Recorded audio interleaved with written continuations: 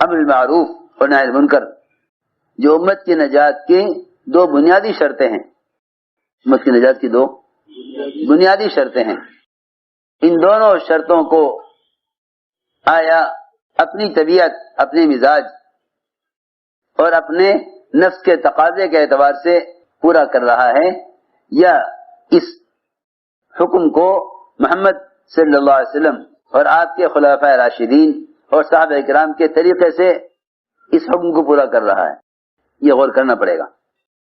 اگر دل میں ذرے کے برابر بھی منکر کرنے والے کی تحقیر ہے تو اللہ تعالی ایسے لوگوں سے منکرات سے روکنے کا کام ہرگز نہیں لیں گے، چاہے وہ کسی درجے کے لوگ ہوتے ہوں۔ اللہ ایسے لوگوں سے منکر کے ختم ہونے کا اور منکر سے روکنے کا کام نہیں لیں گے، ایسے لوگوں سے اللہ تعالی منکرات کے ختم ہونے کا کام نہیں لیں گے، بلکہ حدیث میں آتا ہے کہ جو مسلمانوں کے عیوب تلاش کرے گا ان کی پکڑ کے لیے یا ان پر غلبہ پانے کے لیے، حدیث میں فرمایا کہ ایسے لوگ امت میں فساد پیدا کریں گے، ایسے لوگوں سے اصلاح نہیں ہوگی۔ صحیح روایت میں فرمایا انک ان اتبعت عورات المسلمین افسدتهم، انک ان اتبعت عورات المسلمین افسدتهم، کہ اگر تو نے مسلمانوں کے عیوب کو تلاش کیا اور ان کے عیب سے نظر نہ پھیری تو ان کے درمیان فساد پیدا کرے گا۔ میں نے غور کیا، جتنا بھی مسلمان جماعتوں کے درمیان فساد ہے یہ ایک دوسرے کی اصلاح میں نبوت کے طریقے سے ہٹے ہوئے ہیں، ایک دوسرے کی اصلاح میں بالکل پکی بات ہے، یہ ایک دوسرے کی اصلاح میں نبوت کے طریقے سے ہٹے ہوئے ہیں۔ ان کے درمیان فساد اس لیے ہے کہ یہ امت کی اصلاح میں نبوت کے اسلوب و طریقے سے ہٹے ہوئے ہیں۔ میں عرض کرتا ہوں اسلوب نبوت کیا ہے اصلاح کا۔ ایک صاحب نے آ کے عرض کیا کہ یا رسول اللہ مجھے زنا کرنے کی اجازت دے دیجیے۔ یہ اتنا سخت سوال تھا، صحابی جانتے ہوئے کہ زنا کرنا حرام ہے، پھر آپ سے آ کر اجازت لینا کتنی بڑی گستاخی، بے ادبی اور کتنی بڑی جرأت ہے کہ جانتے ہوئے کہ زنا کرنا حرام ہے اور آ کر عرض کر رہے کہ مجھے زنا کی اجازت دے دیجیے۔ آپ صلی اللہ علیہ وسلم نے ان کے اس سوال پر ان پر کوئی حکم نہیں لگایا، ان پر کوئی ڈانٹ ڈپٹ نہیں کی، ان کو اپنی مسجد یا اپنے ماحول سے نکال نہیں دیا، یا ان کے اس سوال کرنے پر آپ نے ان پر کوئی حکم نہیں لگایا کہ یہ آدمی فاسق ہے یا یہ آدمی فاجر ہے یا یہ شخص برا آدمی ہے، یا لوگوں میں اس کا اعلان کیا ہو کہ بھئی دیکھو فلاں آدمی اتنا برا ہے کہ وہ ہمارے پاس آیا تھا زنا کی اجازت لینے کے لیے۔ آپ صلی اللہ علیہ وسلم نے اس کو بٹھایا اور بٹھا کر یہ فرمایا کہ تم زنا کی اجازت مانگ رہے ہو، اور یقینی بات ہے جس سے بھی تم زنا کرو گے وہ عورت کسی کی بیٹی ہوگی یا کسی کی بہن ہوگی یا کسی کی بیوی ہوگی۔ کہ ہاں یا رسول اللہ بات تو ٹھیک ہے۔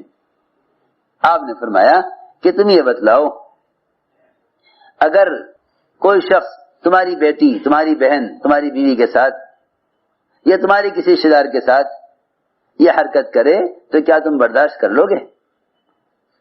کہا نہیں، ہرگز برداشت نہیں کروں گا، ہرگز برداشت نہیں کروں گا۔ وہ فرماتے ہیں کہ آپ نے مجھے اس طرح سمجھایا کہ میرے دل میں زنا کی نفرت پیدا ہو گئی، میرے دل میں زنا کی نفرت پیدا ہو گئی۔ منکر سے روکنا تو ایک بنیادی امر ہے، لیکن اس کے آداب، اس کی شرائط لوگ نہیں جانتے۔ حدیث میں آتا ہے کہ دوسروں کی آنکھ کا اس کو بال اور تنکا نظر آتا ہے، اپنی آنکھ کا شہتیر نظر نہیں آتا، کہ اپنی آنکھ کے اندر تو پورا کھجور کا تنا لیے ہوئے ہے، وہ محسوس نہیں ہو رہا۔ دوسرے کی آنکھ کے اندر اگر اس کی پلک کا بال ٹوٹ کر آنکھ میں چلا گیا تو دوسرے کی آنکھ کا بال اس کو نظر آ رہا ہے، کیونکہ بات یہ ہے کہ جب مزاج یہ بن جائے کہ دوسروں کی خرابیاں دیکھو اور ان کی اصلاح کرو، تو فرماتے تھے اس کام سے وہ لوگ محروم ہوں گے جو دوسروں کی اصلاح کا ارادہ کر لیں گے۔ یہ حدیث میں آتا ہے دوسروں کی اصلاح کرنے والے کا غم کبھی ہلکا نہ ہوگا اور اس کی رنجش کبھی دور نہ ہوگی، اس کی الجھن کبھی ختم نہ ہوگی۔ حدیث میں آتا ہے یہ دوسروں کی اصلاح کا ارادہ کر لے گا، اس کی رنجش اور اس کا غم کبھی ختم نہ ہوگا اور اس کی الجھن کبھی دور نہ ہوگی۔ اس لیے سمجھنا چاہیے کہ آخر یہ دو امر بنیادی جس کے بغیر امت کو نجات نہیں ہے، یہ تو قرآن نے کھول کے کہہ دیا، جس کے بغیر امت کو نجات نہیں۔ آیا اس امر معروف اور نہی عن منکر کا مسنون طریقہ کیا ہے؟ حضور اکرم صلی اللہ علیہ وسلم کی مجلس میں، آپ کی مسجد میں ایک دیہاتی نے پیشاب کیا، ایک دیہاتی نے آپ کی مسجد میں پیشاب کیا، صحابہ دوڑے روکنے کے لیے، آپ نے فرمایا کہ اس کے پیشاب پورا کرنے دو۔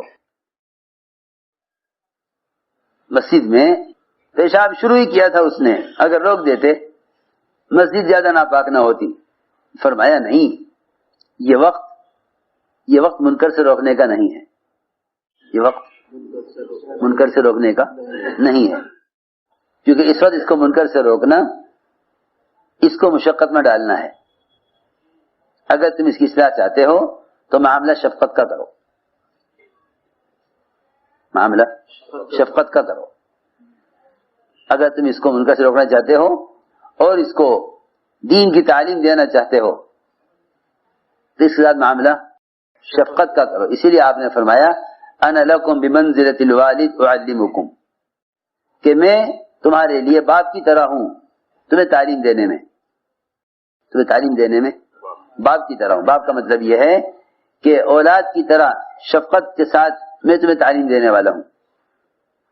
جب دوڑے صحابہ انہیں روکنے کے لیے، آپ نے فرمایا اس کو چھوڑ دو، اس کو پیشاب پورا کرنے دو۔ اس وقت منکر سے روکنا اس کو مشقت میں ڈالنا ہے۔ اگر تم اپنے آپ کو اس کی اصلاح کا ذریعہ بنانا چاہتے ہو تو تمہارے لیے پہلے اس کے ساتھ معاملہ شفقت کا کرنا ہوگا۔ چنانچہ آپ نے صحابہ کو روک دیا اور اس کو پیشاب کرنے دیا۔ اگر یہ پیشاب روکے گا تو اس کے پیشاب میں بند پڑے گا، تکلیف ہوگی۔ ایک مسلمان کو تکلیف دینا اگرچہ وہ خلاف شریعت عمل کر رہا ہے، ایک مسلمان کو تکلیف دینا اگرچہ وہ خلاف شریعت عمل کر رہا ہے، یہ اس کے گناہ سے بھی زیادہ بڑا گناہ ہے، اس کے گناہ سے بھی زیادہ بڑا گناہ ہے۔ آپ صلی اللہ علیہ وسلم تو اپنے سامنے حدود کا قائم کرنا بھی برداشت نہ کرتے تھے۔ آپ فرماتے تھے صحابہ سے کہ اگر کوئی شخص حد کو پہنچ جاوے، ہمارے پاس لانے سے پہلے ہی معافی تلافی کر کے معاملے کو ختم کر دیا کرو، معاملے کو ختم کر دیا کرو۔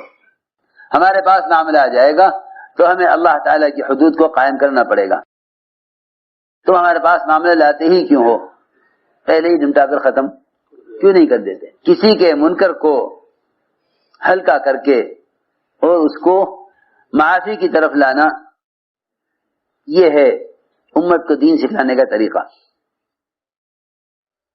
آپ صلی اللہ علیہ وسلم نے پہلا کام تو یہ کیا کہ صحابہ کو آپ نے منع کر دیا اس کو روکنے سے۔